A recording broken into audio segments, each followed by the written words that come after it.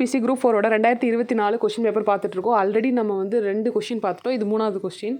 இந்த கொஷின் வந்து பார்த்தீங்கன்னா, find the volume of a cylinder whose height is 4 metre and whose base area வந்து 500 metre square. இப்போ இங்கே கண்டுபிடிக்க வேண்டியது என்னென்னா, பேஸ் ஏரியாவை தான் கண்டுபிடிக்க போகிறோம். அதாவது உயரம் 4 மீட்டர் மற்றும் அடிப்பரப்பு 500 சதுர மீட்டர் கொண்ட ஒரு உருளையின் கன அளவை காண்க. கன அளவை தான் நம்ம கண்டுபிடிக்கிறது இந்த சம் எங்கே இருக்குன்னா 10th standard 7th volume 7th mensuration இந்த லெசனில் பேஜ் நம்பர் 281 இருக்குது.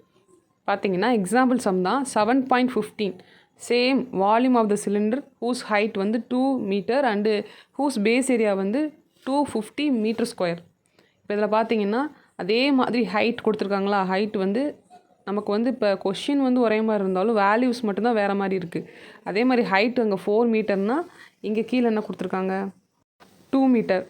புக்கில் 2 மீட்டர்னு கொடுத்துருப்பாங்க. அதே மாதிரி பேஸ் ஏரியா வந்து 500 மீட்டர் ஸ்கொயர் இங்கே கொடுத்துருக்காங்க இல்லையா. அங்கே வந்து 250 மீட்டர் ஸ்கொயர் கொடுத்துருக்காங்க. இதுதான் வந்து ஒரு டிஃப்ரென்ஸாக இருக்குது. ஆனால் ரெண்டுலேயுமே வந்து நம்ம பேஸ் ஏரியா தான் கண்டுபிடிக்கணும். அதுதான் அப்போ அந்த ஃபார்முலாவை நம்ம யூஸ் பண்ணி கண்டுபிடிக்கிற மாதிரி இருக்கும்.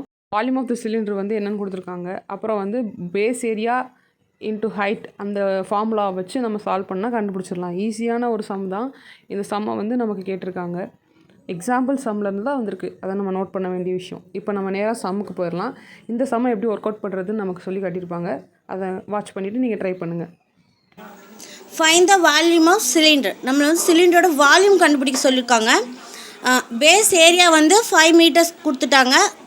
உயரம் ஹைட் வந்து 4 மீட்டர்ஸ் கொடுத்துட்டாங்க. இப்போ நம்மளோட வால்யூம் ஆஃப் த சிலிண்டர் கண்டுபிடிக்கணும். இப்போ சிலிண்டரோட வால்யூம் என்ன ஃபார்முலா பையர் ஸ்கொயர் ஹெச். இப்போ பையர் ஸ்கொயருங்கிறது 5 மீட்டர் கொடுத்துட்டாங்க. அதேமாதிரி ஹெச் ஹைட் வந்து 4 மீட்டர்னு சொல்லியிருக்காங்க. இப்போது இது ரெண்டையும் நம்ம டேரெக்டாக பெருக்கினாலே நமக்கு வந்து ஆன்சர் வந்துடும். இப்போ 500 × 4 2000 ஆன்சர் ஏ.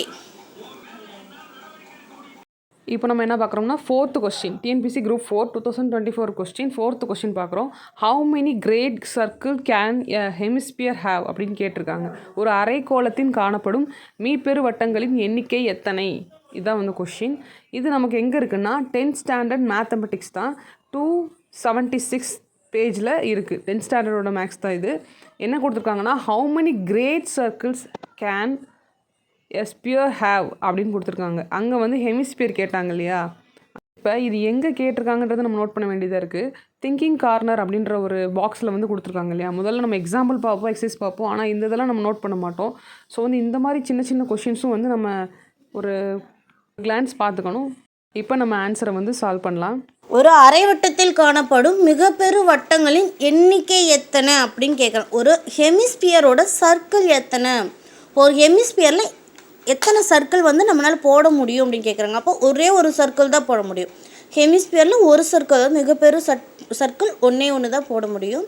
இதே நம்ம சர்க்கிளாக இருந்தால் இன்ஃபினிட்டி வரைக்கும் உள்ள ரவுண்ட்ஸ் போட்டுகிட்டே இருக்கலாம். அதே மாதிரி ஸ்பியர் கோலங்கள்லேயும் ஒரே ஒரு சர்க்கிள் தான் போட முடியும்.